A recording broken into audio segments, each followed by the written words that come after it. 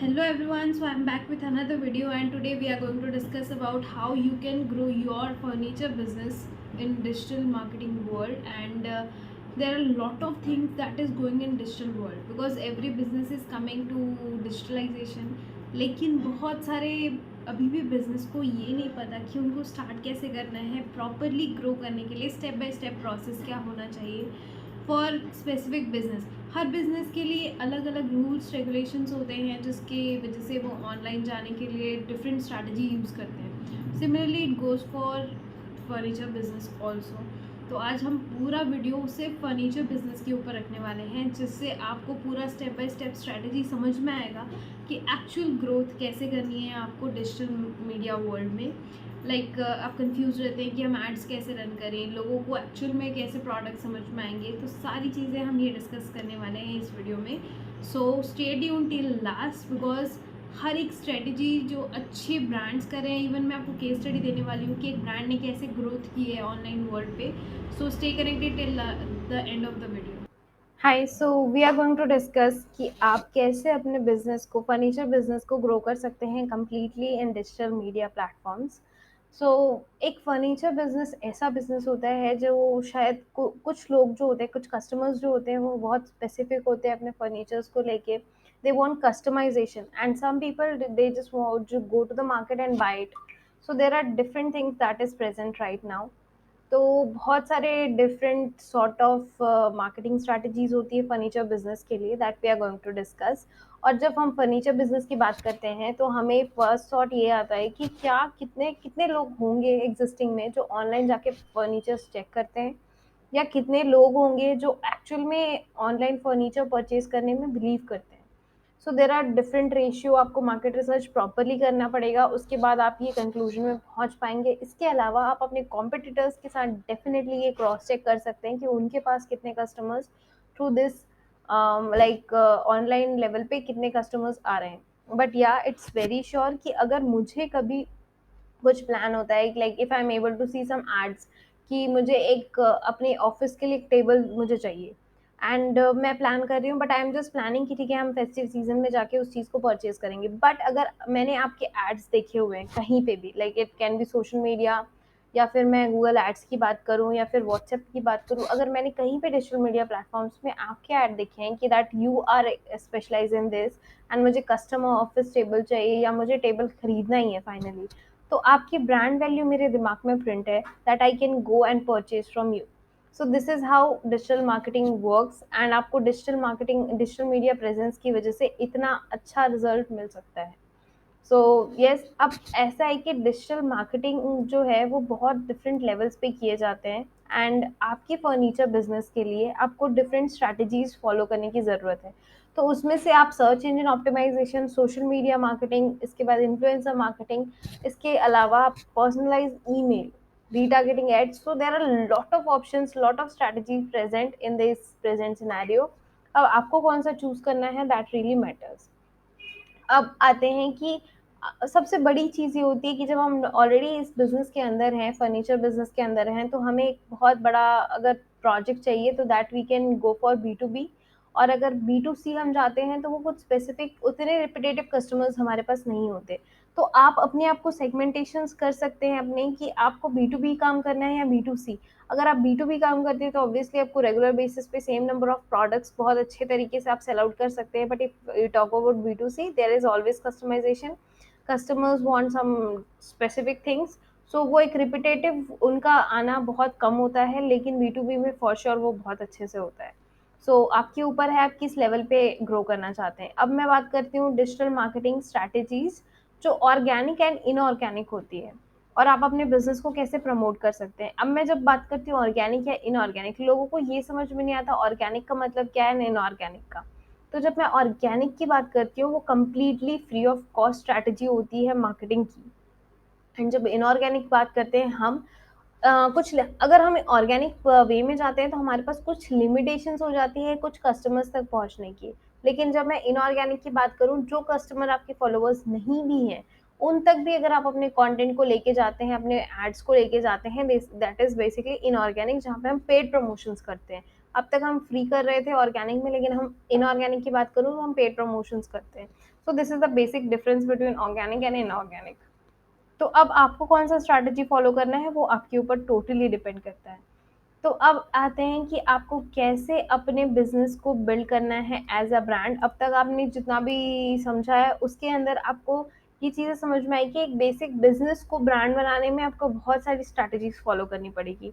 तो सबसे पहले आपके बिजनेस के अंदर आपके पास प्रोडक्ट बेस्ड बिजनेस आप करते हैं, तो जब आप अपने प्रोडक्ट को लोगों को शोकेस करेंगे तो ज़्यादा ऑब्वियसली बात है कि ज़्यादा आपके पास मार्केट रीच होगी, आपके पास लोग आपके प्रोडक्ट को ज़्यादा अच्छे से समझ पाएंगे। वो अगर उनको लगता है कि कस्टमाइजेशन देना है तो वो उस लेवल पे दे सकते हैं। तो आपको अपने प्रोडक्ट को शोकेस करना किस तरीके से है। आप अपने प्रोडक्ट को सिर्फ एक फोटो के फॉर्मेट में या फिर बार बार लोगों को फोटोज भेज के ये चीज़ नहीं कर सकते। और अगर मुझे लगता है कि रैंडमली मैंने आपके एड्स कहीं देखे हैं तो मैं आपके प्रोडक्ट्स जाके कहाँ पे चेक करूँ। तो this is the basic thing that you have to use.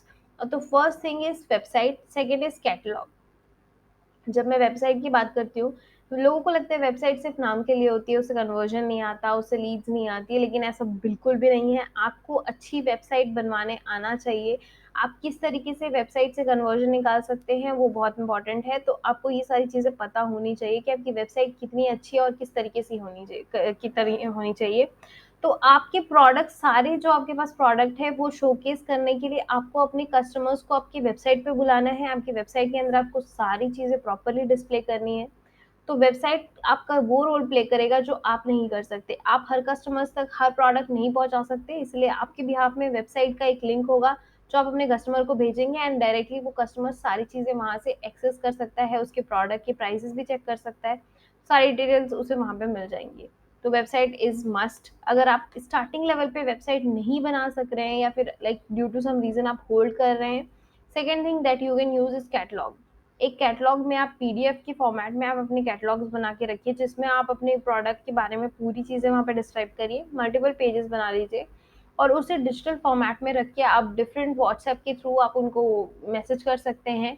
लेकिन ये कुछ लेवल तक कंप्लीट हो पाता है जस्ट बिकॉज आपको एक वेबसाइट के अंदर रीमार्केट करने का ऑप्शन ईजिली मिल जाता है, लेकिन जिसका नंबर आपके पास है सिर्फ आप उन्हीं को कैटलॉग भेज सकते हैं। सो ये कुछ लिमिटेशंस होती है। तो you can go for like catalogue में आप टेम्परेरी बेसिस पे जा सकते हैं, लेकिन अगर मैं बोलूँ कि लॉन्ग टर्म काम करना है वेबसाइट इज़ ऑलवेज इम्पॉर्टेंट। और कुछ लेवल पे अगर मैं बात करूँ कि कैटलॉग किस किस जगह पे काम कर सकता है, तो अगर आप व्हाट्सएप ग्रुप पे शेयर करना चाहते हैं उसे या फिर फेसबुक ग्रुप में शेयर करना चाहते हैं, तो अब कितने लोगों ने आपका कैटलॉग ओपन किया, कितने लोग वो इंटरेस्ट ले रहे हैं उस चीज़ में, इसके लिए आपको वेबसाइट की ज़रूरत होती है। क्योंकि अगर आपके उस प्रोडक्ट में कोई इंटरेस्टेड है तो उन्हें रीमार्केट करने के लिए आप वेबसाइट के थ्रू उनको कुछ एड्स शो कर सकते हैं, लाइक फेसबुक के थ्रू, इंस्टाग्राम के थ्रू उनको बार बार पिच कर सकते हैं एंड फाइनली वहाँ पे कन्वर्जन ईजिली हो जाता है। Now it comes to social media marketing. तो अगर मैं बोलूँ इसमें सोशल मीडिया मार्केटिंग बहुत इंपॉर्टेंट रोल प्ले करता है। मैं ये बिल्कुल डेफिनेटली नहीं बोलूँगी कि हमेशा कस्टमर जाके ऑनलाइन परचेज करेगा, लेकिन आपकी ब्रांड बिल्डिंग अगर आपको करनी है तो सोशल मीडिया मार्केटिंग से अच्छा प्लेटफॉर्म कोई भी नहीं होगा।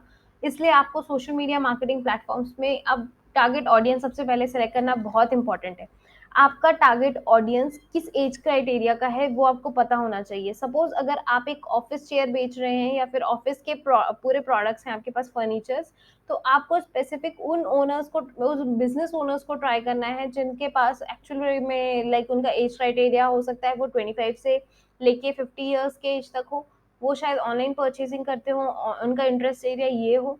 तो ये सब चीज़ों को लेके आपको प्लेटफॉर्म चूज करने हैं कि आपका कस्टमर कहाँ पे प्रेजेंट हो सकता है एज के वाइज, उसके हिसाब से आपको बहुत अच्छा रिजल्ट्स मिल सकते हैं। सो मेक श्योर कि आप ऐसे प्लेटफॉर्म्स चूज करें। देन इट कम्स कि वो कंटेंट किस तरीके से होना चाहिए। तो आपको डिफरेंट कैटलॉग वाले एड्स रन करने हैं। आपने एक एड देखा होगा जिसमें डिफरेंट आप स्लाइड्स करेंगे तो आपको प्रोडक्ट्स दिखते हैं।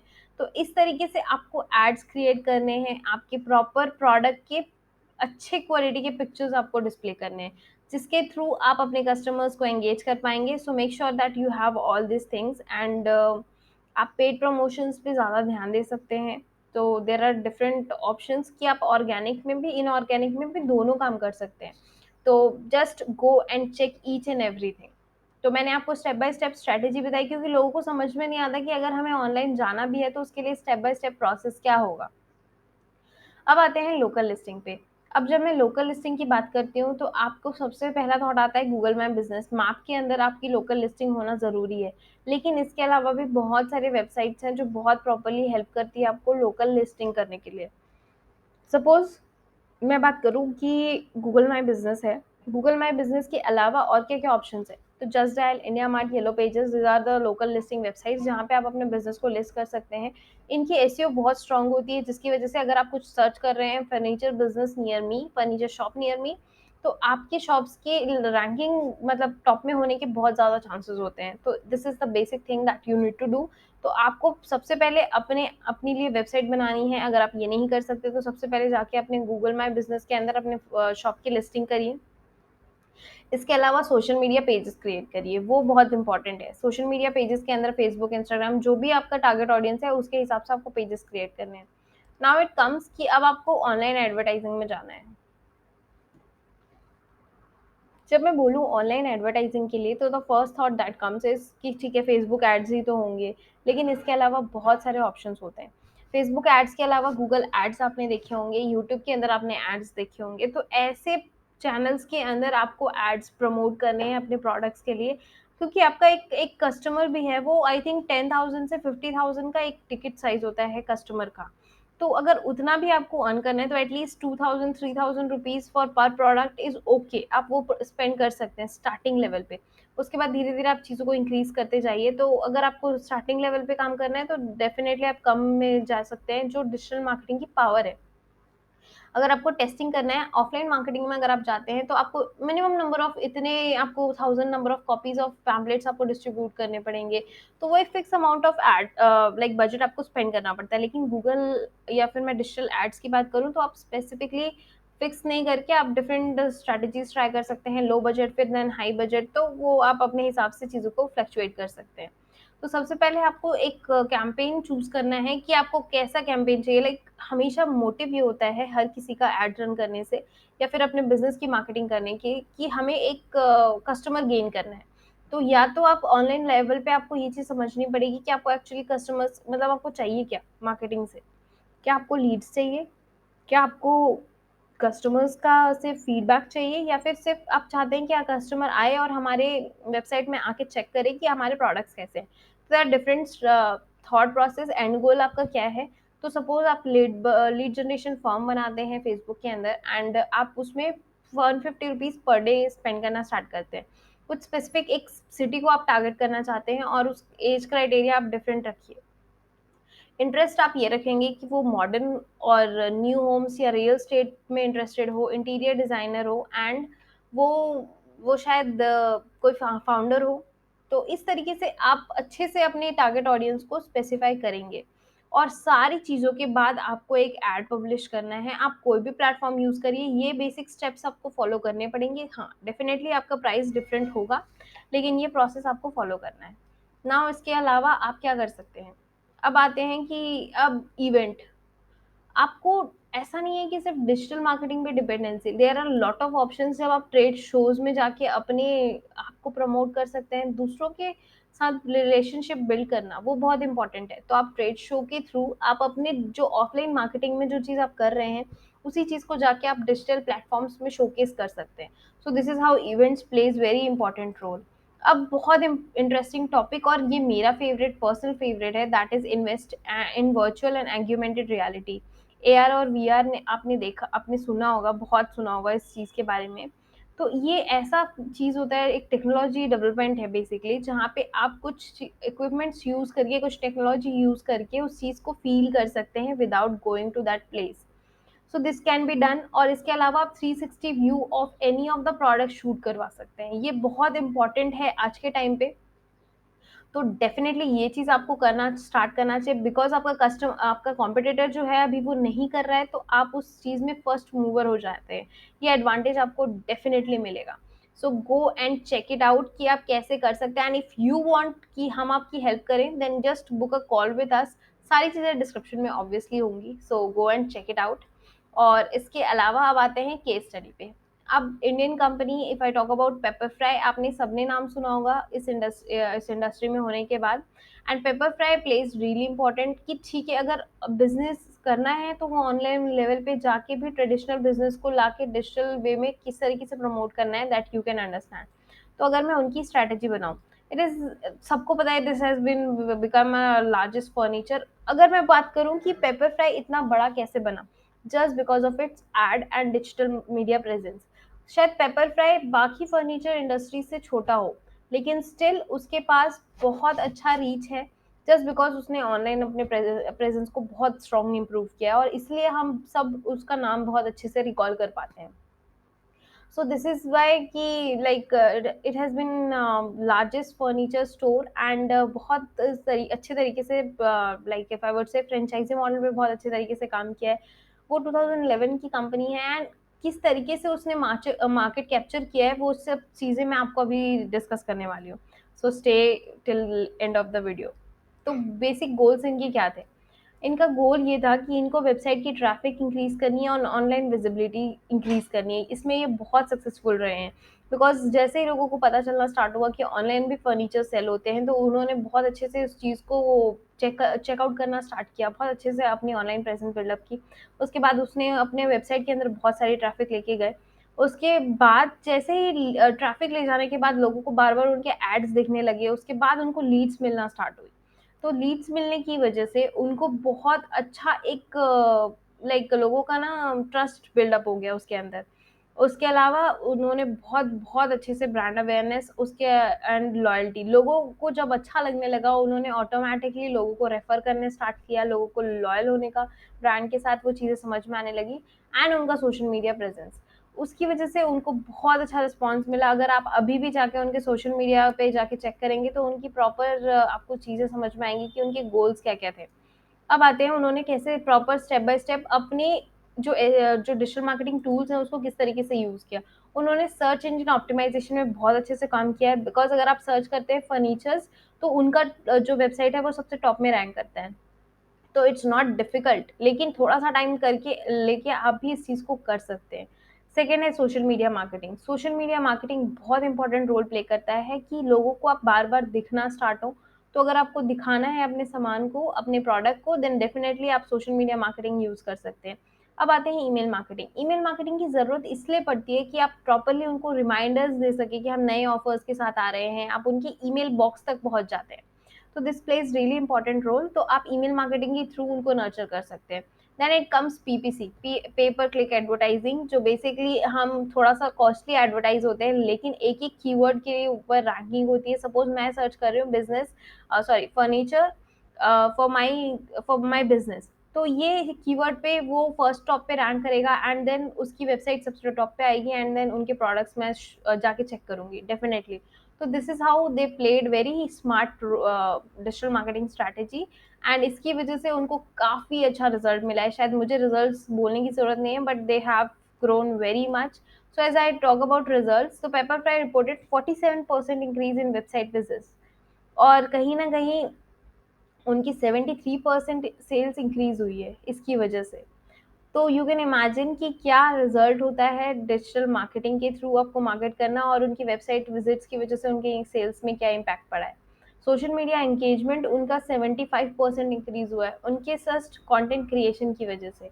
ईमेल ओपनिंग जो रेट है उनका वो 40% इंक्रीज हुआ है। सो दिस इज ऑल अबाउट कि कितने स्मार्टली आप चीज़ों को प्रेजेंट कर सकते हैं। So this is how they have contributed, like they have grown so much. और उनकी जो टारगेट मार्केटिंग स्ट्रेटजीज थी, लाइक हर किसी को आप अपना ऐड नहीं दिखाना चाहते, आप स्पेसिफिक लोगों को ऐड दिखाना चाहते हैं। तो this has been fulfilled by all of these, और डिजिटल मार्केटिंग ने इसीलिए बहुत अमेजिंगली उनके लिए लाइक बहुत अच्छा से रोल प्ले किया है। So this is the basic digital marketing strategy for the complete furniture business. So we have discussed all the strategies of furniture, and अगर आपको लगता है कि आपको और भी कुछ चीज़ें जाननी है रिलेटेड टू कि आप डिजिटल मार्केटिंग कैसे और अच्छे से इम्प्रूव कर सकते हैं, स्पेसिफिक गूगल एड्स कैसे चला सकते हैं for furniture business, just let us know in the comment box and I am going to help you with that. और इसके अलावा अगर आपको लगता है कि और भी कोई टॉपिक है जिसमें आप थोड़ा सा आपको प्रॉब्लम हो रहा है, तो definitely I am going to help you with that. So let me know in the comment box and do subscribe our channel. And I just want to share one thing, that we are coming up with our digital marketing course, and if you want to know the complete details, just go and check out the link given in the description, and we are going to help you out.